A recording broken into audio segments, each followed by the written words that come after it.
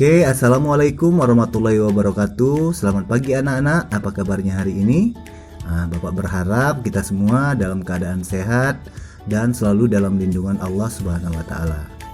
Saya Bapak Angga Winaya Saputra SPD. Pada pembelajaran hari ini kita akan membahas materi kita dengan tema gaya dan bernyanyi lagu daerah. Namun sebelum pembelajaran, ada baiknya anak-anak sekalian untuk mendukung channel ini dengan cara klik subscribe dan tekan loncengnya, supaya channel pembelajaran ini dapat berkembang dan memudahkan proses pembelajaran kita, karena akan banyak materi yang akan Bapak share di channel ini setiap minggunya. Oke, kita mulai pembelajarannya. Selamat belajar, semoga pembelajarannya berkesan.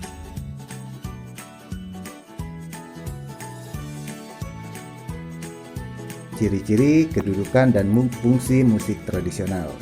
Nah, anak-anak, mungkin kalian sudah tahu apa itu musik tradisional, tapi ada baiknya kita harus tahu dulu apa itu musik tradisional. Musik tradisional adalah musik di mana inspirasi penciptaannya berdasarkan atas budaya dan adat istiadat dari suatu daerah tertentu. Nah, selain sebagai sarana untuk mengungkapkan perasaan dan kebiasaan yang terjadi di daerah tersebut, musik daerah juga digunakan untuk upacara-upacara tradisional oleh masyarakat setempat. Nah, ciri-ciri musik tradisional. 1. Mengandung suatu makna. 2. Membuat pesan untuk masyarakat suatu daerah. 3. Menggambarkan suasana daerah tertentu. Menggunakan bahasa daerah. 5. Irama dan melodinya bersifat sederhana. 6. Tangga nada yang digunakan adalah tangga nada pentatonis, diatonis, pelok, dan selentro. Nah, biasanya penampilan musik daerah sering berkaitan dengan musik tradisi. Penampilan musik daerah menyatu dengan pertunjukan tari, digunakan sebagai pengiring upacara-upacara adat, sebagai ilustrasi pagelaran teater, tradisi, dan sebagai media hiburan. Oke, kita lihat penjelasannya sebagai sarana upacara adat.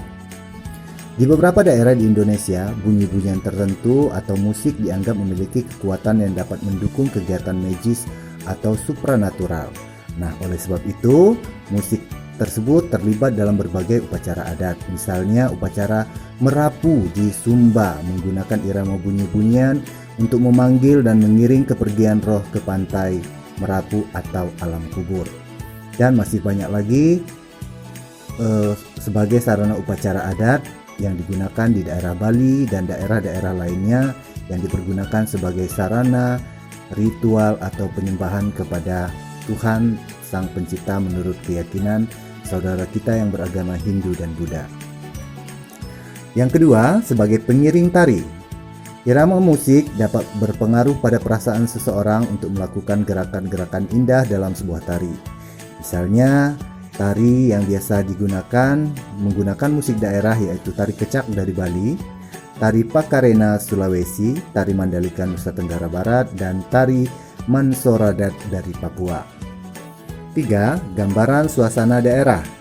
Musik daerah berfungsi juga untuk menggambarkan suasana atau keadaan daerah setempat. Misalnya musik daerah Jawa Tengah yang menggambarkan kehidupan masyarakat sebagai petani, musik Maluku yang menggambarkan kehidupan masyarakatnya yang mayoritas adalah nelayan. Dan keempat, media penerangan. Lagu-lagu dalam iklan layanan masyarakat berupa contoh fungsi musik sebagai media penerangan atau mensosialisasikan informasi kepada masyarakat banyak. Seperti misalnya kegiatan pemilu, keluarga berencana, penyakit HIV/AIDS, dan lain-lain. Yang kelima, sebagai media bermain. Lagu-lagu rakyat yang tumbuh subur di daerah pedesaan banyak digunakan sebagai media bermain oleh anak-anak. Banyak lagu sering dijadikan nama permainan, misalnya lagu Cublak-Cublak Suweng dari Jawa Tengah, Ampar-Ampar Pisang dari Kalimantan, Ambilan-Ambilan dari Jawa Barat, Tanduk Majeng dan dari Madura, Sang Bangau dan Po Ame-Ame dari Betawi, dan masih banyak lagi lagu-lagu daerah yang digunakan sebagai media bermain di berbagai daerah di Indonesia. Dari pembelajaran kita hari ini, kita dapat simpulkan musik tradisional adalah jenis musik di mana inspirasi penciptaannya berdasarkan atas budaya dan adat istiadat dari suatu daerah tertentu. Selain sebagai sarana mengungkapkan perasaan dan kebiasaan yang terjadi di suatu daerah, musik daerah juga digunakan untuk kegiatan-kegiatan upacara tradisional oleh masyarakat daerah setempat. Oke anak-anak, cukup sekian pembelajaran hari ini. Semoga ilmu yang kita pelajari dapat menambah wawasan kita dan dapat menghargai keanekaragaman seni dan budaya yang ada di Indonesia. Sampai berjumpa di materi kita yang selanjutnya, tapi masih dalam materi yang sama, yaitu teknik dan gaya musik tradisi. Bersama jaga budaya bangsa Indonesia. Saya Bapak Angga Winaya Saputra SPD, terima kasih.